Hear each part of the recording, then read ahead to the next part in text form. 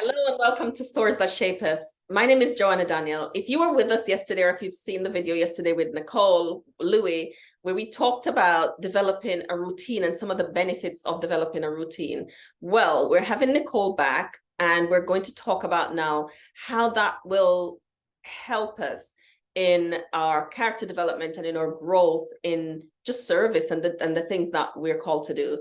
So stay tuned while I let Nicole in.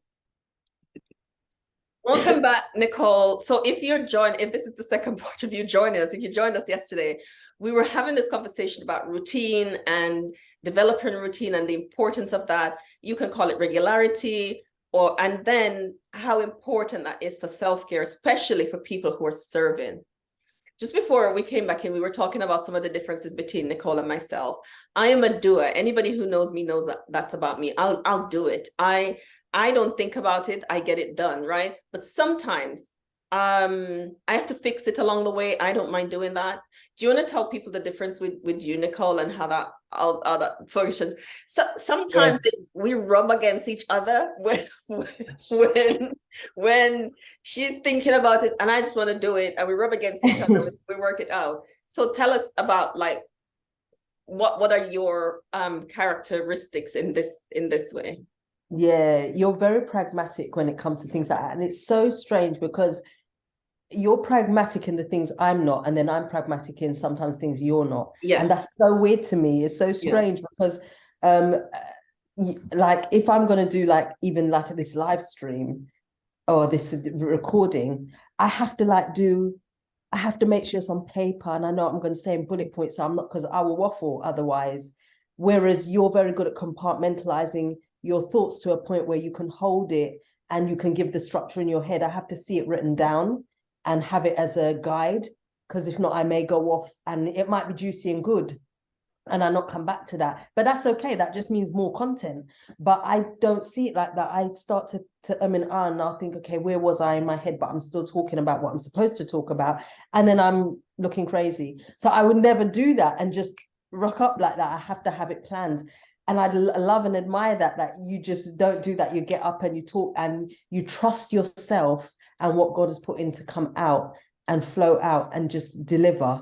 I can't do that. I'm still working on it. I can't do it. Sometimes when I'm talking with my hands, you notice there's a pen, because sometimes when an idea comes, I'll jot it down. But that's why we need each other as people, isn't it? Because we help each other we help each other to grow, and we balance each other out. Nobody is a 10. We're growing. We have habits and characteristics. We're healing.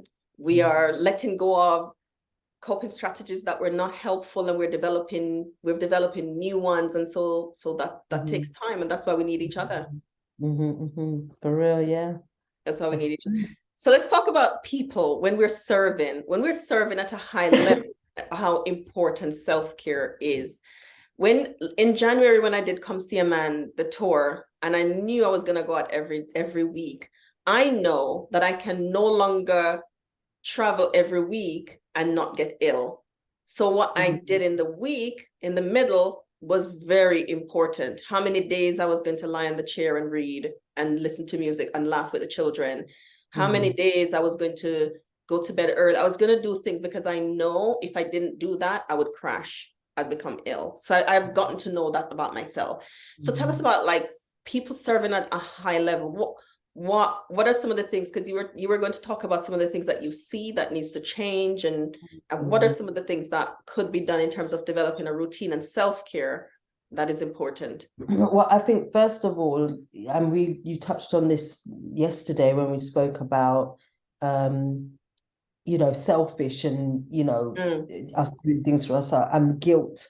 And one of the things that I think as Christians, for some of us, we can synonymize the martyrdom of doing, because Jesus, stayed up long hours in the middle of the night. He also woke up and prayed, and he was serving until even when he was tired, and so we feel that that's what we should do as well. But he came and did it for us, so we don't have to. He's already done the foundation work, so we can go out and we can still do the work without killing ourselves, or to a point where we are so exhausted. And the fact is, many of us have not got the connection piece with our Father that Christ had with his Father. That's why I was able to do it. And so if we have that connection piece, then yeah, we probably will be able to do it too. But the reality is that we don't. And many people in ministry have got a main job, a full-time job. They're not in full-time ministry. And even when they are, there's this martyrdom around doing, busy, and have to do everything because they're the only ones that can do it. And so the bandwidth is, they're running on a thin, real piece of string, to the point where they will then get unwell themselves, and then the ministry has to go on pause. And so I think like the routine is important for that. Again, having everyone having their role and being willing to delegate. It's similar to like what you have to learn in business, understanding how to delegate, how to be a good leader, and leading from the front through doing it yourself. And so I think like all the things that we spoke about yesterday in terms of routine is imperative, because that's what gears you up to even be in ministry. That's what gears you up to be an effective employee in somebody else's company. It's what gears you up to be a great wife and mother, or father and husband, a great daughter, all of those things. So yeah. While you were talking, there were so many thoughts flowing through my mind as I was listening. But one of the things that really stood out was, and I talked about this yesterday around, sometimes it can be perceived as selfish, because that's the messaging that we got around self-care and looking after ourselves. And you talked about martyrdom syndrome, where we feel like when we stop to care for ourselves, that's wrong. And the more we do is the more spiritual we look. Or do you think, before I go into that, do you think there's a connection for some people around people probably don't think about it as gaining points spiritually, but appear more committed, more spiritual when they don't look after themselves as well, so that they're serving? Definitely. I mean, I recently was working with a medical missionary and helping her to structure her ministry properly, and do it in a way where she's not working all hours God sends, and so she's actually able to serve more on a deeper level.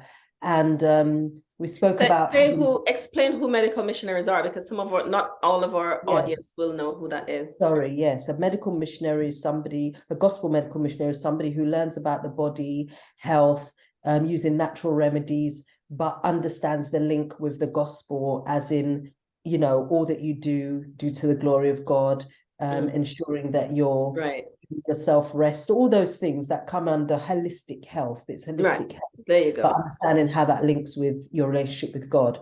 And I remember saying to the person that, there's lots and lots, every day we're doing work, and the only time we really have that downtime is when we're preparing for the Sabbath, which is the seventh day, where we don't do any work and nothing servile, but things just going to church and preparing for that. And on the Saturday, we're at church. That's the only downtime. And I said, there has to be more to it than that. There needs to be work-life balance. So we're in a beautiful country. Why are we not going to the beach or the river? Why are we not maybe going and handing out tracts in the community? Why are we not going and volunteering at the dog shelter or somewhere else, or just enjoying life, going for a drive to another parish or whatever? And it's like, no, I don't need to. I just want to serve God. I just want to serve God's people and do this work. And I said, you can still do that and still have time off. It's synonymous, having downtime and serving is synonymous. You're not gaining anything. In fact, what you're doing is driving yourself into the ground. And then they actually said to me, God has told me that I need to socialize. He showed me in a dream. I said, well, bingo. I said, how did I know that? He didn't download it to me. That's just common sense. We will run ourselves into the ground. Anything that we do too much is intemperate, even good things. Yeah. We can make ourselves become so exhausted that we can't do it well enough. As you were talking, mothers comes to mind, and I know a lot of women who listens to Stories That Shape Us and watch us on YouTube are mothers. And oftentimes what we learn as mothers is that we pour into the children and we do. When they're in bed, we're working. This woman told me something once. She says, I take night, make day. That means I work at night. So there's no rest. And I was a young woman when she told me that. And I thought that was a good thing, right? I thought that was a good thing. So I was taking night, make day, you know? So I want to say to you, if you're a mother watching this and you have young children, it's hard work to raise children, to work. And most of us are raising children and working. So really taking time out to look after yourself. And yesterday, Nicole said routine or self-care doesn't mean that as long as it's consistent. So if you're consistently taking Sunday afternoons off or Monday, Wednesday, Friday afternoons off, whatever you consistently do that a lot so you can look after yourself. Absolutely, do that consistently. And it's because the body will, even if you've had a hard week, the body will better be able to manage because it knows on that day it regulates time, it works to time, it will know that's coming. Have you ever been in a situation or know of anyone where, you know, they go on holiday, they're hard worker, they work really long hours, or they've been doing it consistently for months without a break, maybe years, and the time that they do take a break is when they get sick? They get really bad flu or cold. You know why? Because the body has been working and keeping itself together, even though it's wanting to shut down and expel all that, but it hasn't been able to because it knows it has to keep going. And as soon as it gets that break, it's like, oh my God. That's it. Are we resting? You know, and we never want to be in that situation. We want to have work-life balance weaved into our day, every week, so that we are running effectively, you know. And that's something that we teach when at the conference on the April 8 and 9 in Swansea, the Come See a Man conference. The link is below this video for you to register. We have a physiotherapist that's going to be at the conference. He was at one of our retreats, the one in you know him. I attended that one. You attended that retreat, where he will teach us things to help to relax the nervous system. Because we know that one of the things that we do as trauma survivors is work sometimes becomes a coping strategy. And we might not think of it in terms of that, but sometimes there's a fear of stopping, because if I stop, what will happen? What will I hear? If like people say, if I cry, I won't stop. Yes, you will. If you stop, you're going to hear some stuff. But that's where the healing comes in and getting support comes in, so you can get help to manage the things that you're going to hear, because our bodies can't cope with it for long. It will start to impact us physically. And I just wanted to speak to that, what you just said, because it's true. You said a couple of things. Number one, I want to say, you know, the retreat that is coming up, I've been to a couple of your retreats and they're always fantastic, great speakers. People get so much out of them. If you're considering or you're on the fence, jump off the fence, book your ticket now. I think the early bird is still in process. Early bird's over. Oh dear Lord, the early bird's over. So you better just grab it now. It's still affordable. It's still affordable, absolutely. Because, and I was just going to say, the value that you get out of it, whenever I've gone, people have always said, wow, I did not know it was going to be this much. This is way more than I thought. So you're not going to be losing out. And you know, I want to touch on that and segue into the fact when you were saying about, you know, being a workaholic. That's also like, yes, the coping mechanism, but it's the avoidance as well. I think for myself, I learned I was a workaholic from very young. I knew I wanted to be a social worker since I was 13, and I mapped out my whole career. So when I was a teenager and I was I was going to college and I was doing the work. I was in college for 4 years, studying a full-time course, but I also had 4 jobs at the same time. I threw myself into work and my career, you know, and built my career and followed it. And that was a great escape. I didn't have to deal with other things that maybe I was suppressing, you know. And so I realize it for that too. If you were working, you didn't have to deal with the things that you were not wanting to deal with. You know, and it reaped me dividends in terms of my career, but from an emotional side, I've had to catch up. I'm having to do a lot of the emotional work in my adult years. And that's when, not necessarily that it's harder, because I have some control to set the parameter of how I want to do it, which is great. But it is a thing where, you know, I think dealing with stuff is just hard wherever you can, at whatever age. But I guess in adulthood, you can be more tuned to your emotions and have the ability to navigate them easier than in childhood or adolescence. So yeah, I want to I segued into that because I'm saying your retreats allows people a safe space to do that. Yeah. And it really, there's never going to be a good time. Like if you're waiting for, well, I'm waiting for this to die down. I've learned, and I said this to you before, that I'm always waiting for things to die down so I could tackle certain things. And I'm realizing that's just never coming. It always feels like something is on the horizon that I've got to deal with or that I've got to work through, because that's just life. And so make the commitment now, because in a year or 2 years' time, you can look back and say, I'm way further ahead than I was. So like book your ticket. And book your ticket. That's the message. That's the message. And we aim to, and that's what we do, create safe spaces for people to heal. Safe spaces. That means everybody who's going to be there. And sometimes, Nicole, people are worried, like, I don't want people to know this about me or that I'm struggling with this. And I say, here's what happens at my events. The ground is level. Everybody's there to deal with something. We don't know what the thing is. You don't need to tell anybody what your thing is, but we're all there to deal with something. The ground is level, right? Yeah. So don't let that deter you from coming. That people might know. People won't know anything unless you tell them. They don't know why you're there. That's right.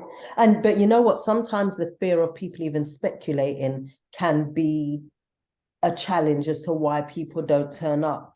And I think when we're in ministry or we have a position that we want to maintain, you know, it's been that level of vulnerability it can be difficult, because you don't want people thinking that you're less than, or it might be a trigger for what you've grown up with, or you might just worry that, well, if somebody thinks this about me, then they're not going to take me seriously or take on board what I say. Yeah.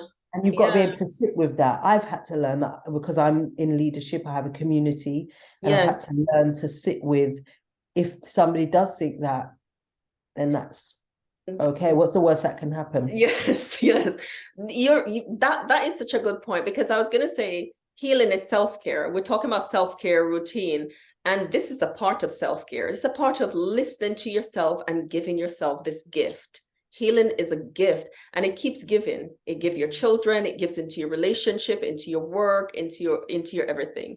But as you said, Nicole, what's the worst that can happen when people know that you needed to heal? Like from experience, people learn to listen to you more. They know that you understand them more. They know that, I mean, I share my story so often. I don't know if there are people who think, oh dear, she experienced that, I don't want to listen to her. Those are not my people, and that's fine. If they hear my story and think, maybe then she don't have the capacity to help me, absolutely fine. There's somebody else. As long as they're going to get help from somebody else, that's what's important. It doesn't have to be from wounds to scars. But I find that people then know that, so there's a blueprint that's available, because I didn't know that I could heal from that. Then therefore, you know, that's a great thing then. So I find it gives you, it helps as opposed to hinder. So if you're in, because sometimes I invite people or in ministry to come to my events to come and learn and understand, because I think when we understand ourselves, then we can serve deeper. That's right. And it's a way to care for yourself. They don't usually take the offer up, but the offer is there. And I think it links into all of that we just spoke about the why, because I want to be on an even playing field and be seen to feel like that. So I'm not going to come to you for healing, but at the end of the day, if we need it, we need it. And I think knowing yourself and knowing what you need and being able to trust somebody to receive that so that you can go forward, then that's the most important thing. Yeah. It's the most important thing. And like you said, they get to see what the other side of healing looks like. Yes. Because you then exemplify that. Yes. But, you know, I think learning about leadership is, you know, you've got to be willing to take the walk. Yes. If you're going to tell other people to take that walk. Yeah. And I've seen, that's why anybody who speaks on Wounds to Scars stage have done their work already. Because I've seen what it looks like when people speak on Wounds to Scars stage and they haven't done their work. I literally see it, and it's a struggle. And I thought, hang on a minute. So now I make sure. And that's why the room is safe, because they're people who understand what the journey looks like. It's not people who are telling you what to do and they haven't done it. Everybody have done it, have developed their self-awareness, and that's why the room is safe. Because there's nobody dictating and telling you what to do, and there's nobody sitting on the sidelines just observing and not participating. And that's what makes the space safe. We're all in it together, all of us. Yeah. We're all growing. Yeah. Love that. All right. So, I mean, we're going to end here because I just think healing is the optimal self-care. And I'm not stressing this because I do it. This is a calling for me. I love to do what I do. And I thank God that he's blessed me with the ability to do it.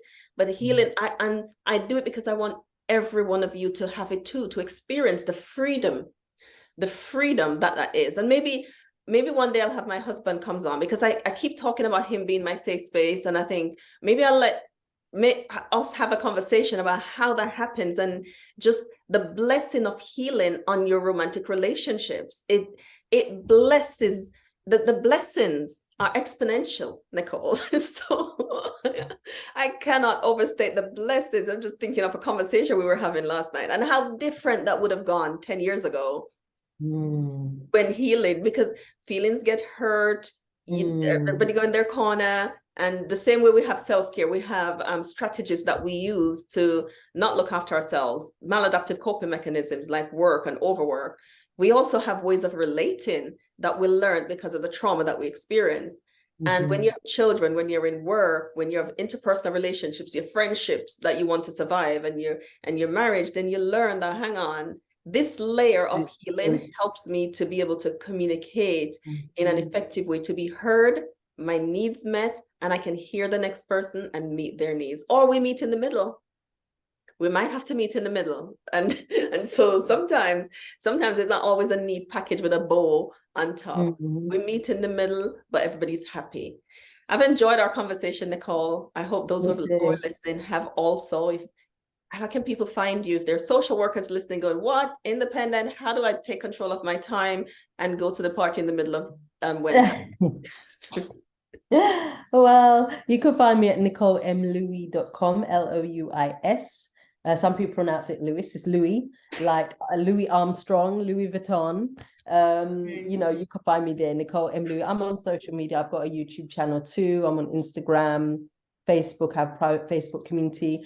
And we really, we work on not just the mindset and belief systems and understanding what's possible, but I actually help social workers understand how to do social work independently very differently. So we're not tendering, getting government grants, going to local authorities with our begging bowl, expecting them to give us work. We're not creating and replicating what we're trying to leave. We're really discovering, where are we in our chapter of life? What do we need and what do we want? And then the business wraps around that, and you can do it from anywhere. It's not a multi-level network marketing. You're learning genuine business skills, acumen, where you can actually put it into a business. And that's not to diss or shade or people in network marketing, because it is a business, but it's very different when you have not got the market material done for you and you've got to figure and piece things out for yourself. That's what I teach basically. And so you can come to me, come over, connect with me, say hello, tell me that you found me here, and let's have a conversation.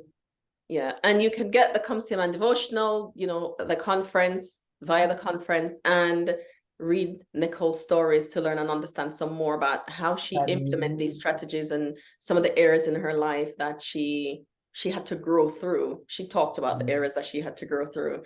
And still growing. And that's what we're doing, isn't it? As long as we're alive, we're growing. And that's the beautiful thing. And that's why I said I admire about you, because you want to keep doing that work as you learn and understand yourself. Thank you everyone for joining me in this episode of Stories That Shape Us. I hope you'll join me on the next story.